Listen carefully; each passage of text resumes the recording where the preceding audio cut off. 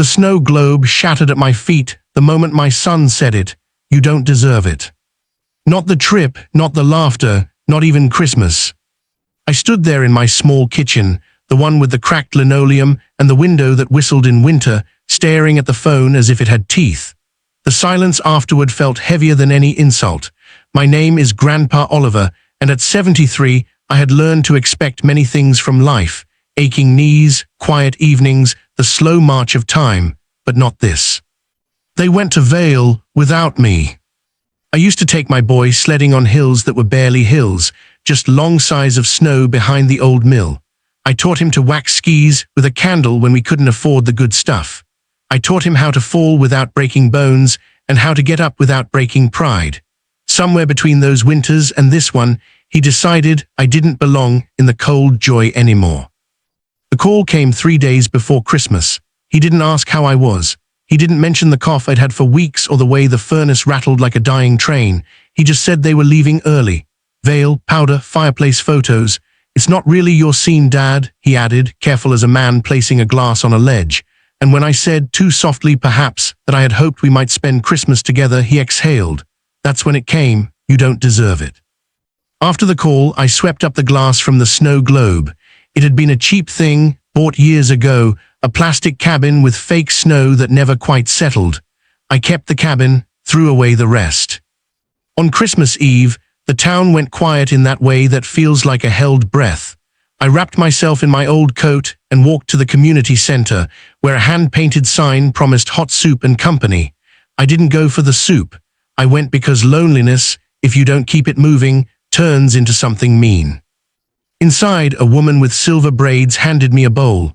Sit, she said, not unkindly. Across from me, a boy no older than 12 stared into his soup like it might tell him secrets. His mother, young, tired, kept glancing at the door as if expecting someone who wouldn't come. We talked about small things, about nothing, about everything that doesn't fit into holiday cards. When the boy learned my name, he smiled. My grandpa's name was Oliver, he said, past tense. The word settled between us like snow. That night I returned home to a voicemail. My son's voice, rushed, irritated. The road was icy. The lodge lost power. His wife had twisted her ankle. Could I watch the house? Could I check the mail? The old reflex kicked in, the one that made me say yes even when my chest felt tight, even when my pride begged me not to. I drove over the next morning. Their place was warm and bright, the kind of house that hums with good insulation and better choices. I watered the plants. I fixed the loose hinge on the back door. I shoveled the walk, slow and steady. When I found the photo album in the hall closet, the one with the bent spine, I sat on the floor and turned pages with careful fingers. There we were, my boy in a red snowsuit, laughing, his face a mirror of my own at that age. There I was, younger, stronger, my arm around him like a promise.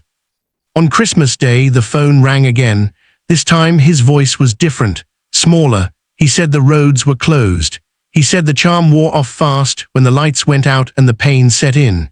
He said he was sorry, not the clean apology that fixes things, but the kind that opens a door. I didn't rush it.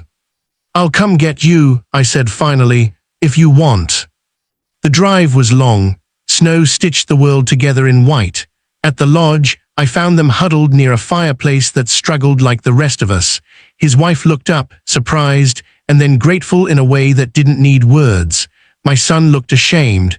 That was new. On the way home, the mountain faded in the mirror. No one spoke for miles. Then he said it, quiet, cracked. I don't know when I decided you didn't deserve joy. He swallowed. I think I was afraid of seeing how much I still needed you. We spent Christmas night at my place. Soup, bread, the furnace rattled but it held. When we laughed, it felt earned. I won't pretend everything healed in one evening, but forgiveness, like snow, doesn't need permission to fall. It just needs space. The next morning, I placed the cabin from the broken snow globe on the windowsill. The light caught it just right. Outside, the world was still cold. Inside, I felt something warmer than any trip to Vail. Turns out, deserving has nothing to do with destinations. It has everything to do with showing up, again and again, long after someone says you should.